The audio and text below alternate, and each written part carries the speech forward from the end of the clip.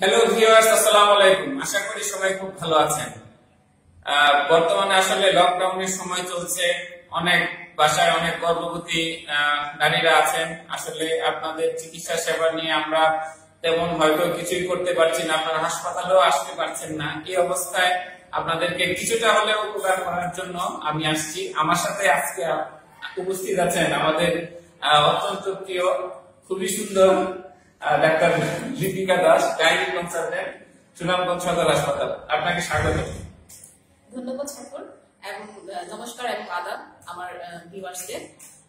আজকে আসলে এরকম একটা প্রোগ্রামে আমাকে ডাকার জন্য আমি আসলে খুবই আনন্দিত এবং আশা করছি এই থেকে আপনারা হয়তো কিছু কিছু জিনিস আপনাদের জন্য কাজে লাগবে। আচ্ছা ম্যাডাম, ফার্স্ট যে জিনিসটা আমি আপনার কাছে জিজ্ঞেস করবো সেটা হচ্ছে, বর্তমানে লকডাউন চলছে, অনেকেই ঘর থেকে বের হতে পারছেন না বা ডাক্তারের পরামর্শটা নিতে পারছেন না। একজন গর্ভবতী মহিলা কখন বুঝতে পারবে যে আমাকে ডাক্তারের কাছে অবশ্যই যেতে হবে এই সময়? হ্যাঁ, ধন্যবাদ ঠাকুর। আসলে আসলে খুব সময় উপযোগী একটা প্রশ্ন। আমরা এখন যে সময় বাস পার করছি সেই সময়টা আসলে খুবই খারাপ একটা সময়। একটা অতি সংক্রামক ব্যাধি যেটা করোনা বা কোভিড-19, যার দ্বারা হচ্ছে মানুষ খুব সহজেই সংক্রমিত হতে পারে। সেই জন্য আসলে আমরা সবাইকে বলছি যে বাড়িতেই থাকুন এবং সুস্থ থাকুন, নিরাপদে থাকুন। এবং সেই ক্ষেত্রে আসলে আমাদের যে গর্ভবতী মারা আছেন, বিশেষ করে যারা অলরেডি গর্ভের বিভিন্ন পর্যায়ে পার করছেন, তাদের জন্য আসলে আসলে খুবই একটা আতঙ্কের সময়। তো এই সময় আসলে আমরা আসলে যে মায়েদের সমস্যাগুলি খুব বেশি মনে হয়, বেশি তার কাছে মনে হচ্ছে, যেমন গর্ভকালীন সময় কিছু কিছু জটিলতা থাকে, সেগুলি যদি তাদের দেখা দেয় তাহলে আসলে ডাক্তারের শরণাপন্ন হওয়া উচিত। কিন্তু আমার কাছে মনে হয় আসলে আমরা সবাইকে সব গাইনোকোলজিস্ট বা অবস্টেট্রিশিয়ানরা বলে থাকি যে গর্ভকালীন সময়ের জটিলতাগুলো যদি মোবাইলের মাধ্যমে অথবা টেলিমেডিসিনের মাধ্যমে সমাধান দেওয়া যায় তাহলেই বেটার হয়, ভালো হয়। তাহলে তার এক্সপোজে হাসপাতালে আসতে হচ্ছে না বা কোনো ডাক্তারের চেম্বারে যাওয়ার প্রয়োজন পড়তেছে না। তারপরেও কিছু কিছু সমস্যা আসলে আমরা আলোচনার মাধ্যমে আমরা হয়তো বের করতে পারবো যে কোনো কি কি সমস্যার ক্ষেত্রে হাসপাতালে আসতে হবে। যেমন যারা গর্ভের শেষের দিকে আছেন তাদের ডেলিভারি সংক্রান্ত জটিলতা, যেমন তার ব্যথা শুরু হয়ে যেতে পারে, বাচ্চা নড়াচড়া কম খেতে পারেন, অথবা তার হয়তো হঠাৎ করে পানি ভাঙছে এরকম মনে হতে পারে, অথবা রক্তক্ষরণ হতে পারে। সেরকম প্রবলেম যদি সে ফিল করে তাহলেই সে হাসপাতালে আসবেন অথবা তার গাইনোকোলজিস্টের সাথে যোগাযোগ করবেন। আচ্ছা, আরেকটা সময় উপযোগী কোশ্চেন করি, সেটা হচ্ছে বর্তমানে রোজা চলছে। এই রোজাতে একজন গর্ভবতী মহিলা যদি রোজা রাখেন, তার বাচ্চার উপর কোনো ইফেক্ট পড়ে কিনা বা উনি রোজা রাখতে পারবেন কিনা? আসলে এই প্রশ্নটা আমরা সবসময় প্রশ্নের সম্মুখীন করি আসলে।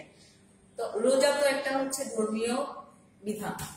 তো এটা যদি ধর্মীয় বিধান অনুসারে সবাই রাখতে পারে তাহলে একটা গর্ভবতী মাও রাখতে পারবে।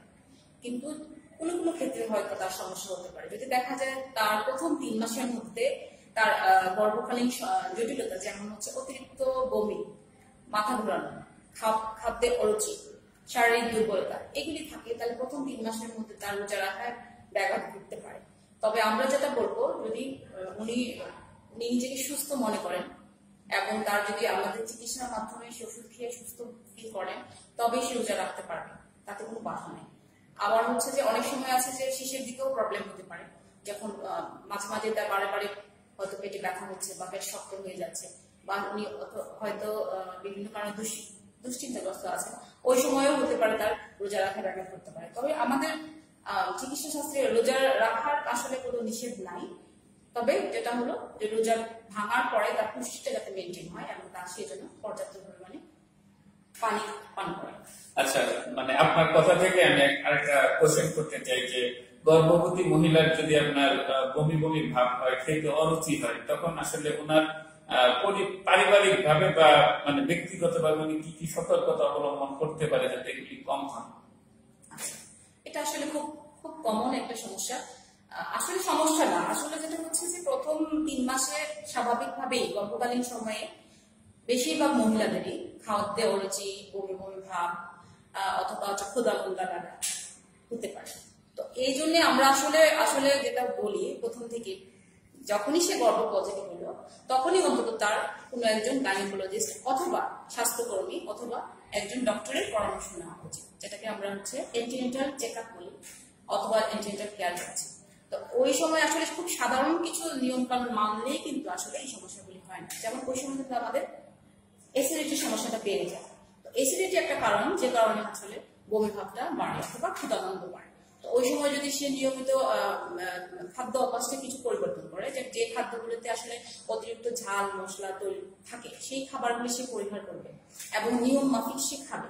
নর্মালি আমরা যেভাবে খাই খাদ্য অভ্যাস যেটা আমাদের থাকে যে তিন বেলা ভারী খাবার আর মাঝখানে হয়তো স্ন্যাক্স বা ফ্রুটস বা ফল এগুলি সে খাবে। তো অনেক আসলে গর্ভবতী মহিলাদের দেখা যায় যে খুব অতিরিক্ত বমি হয়, তখনই শুধু আসলে তার ওষুধের দরকার পড়ে। তো আমরা আসলে এটা বুঝবো, তার পেশেন্ট যখন আমাদের কাছে বলবে যে সে দিনে 3-4 বার বমি করছে, তখন তাকে অবশ্যই ডাক্তারের শরণাপন্ন হতে হবে এবং তাকে আমরা বমির জন্য ওষুধ আছে ওষুধগুলি দিলে সুস্থ ফিল করবে। অনেকে যেটা ভাবে যে আমার গর্ভ হয়েছে, আমার তো কোনো সমস্যা নেই, আমার তো ডাক্তারের প্রয়োজন নেই। কিন্তু আমরা যেটা বলি যে প্রথম থেকে কিছু কিছু জিনিস ওষুধ বা কিছু তার ভিটামিন প্রয়োজন, যেটা ফলিক অ্যাসিড যেটা প্রয়োজন, যেটা আমরা প্রথম 3 মাসেই তাকে দিতে চাই, তো সেটা তার আসলে ঘাটতি হয়ে যায় যদি সে প্রথম না আসে।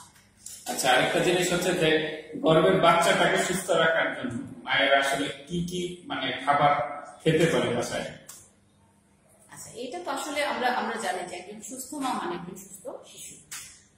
আজকের যে মা সেই হচ্ছে ভবিষ্যতের একজন পরিপূর্ণ একজন সুস্থ শিশু জন্মদান করতে পারে।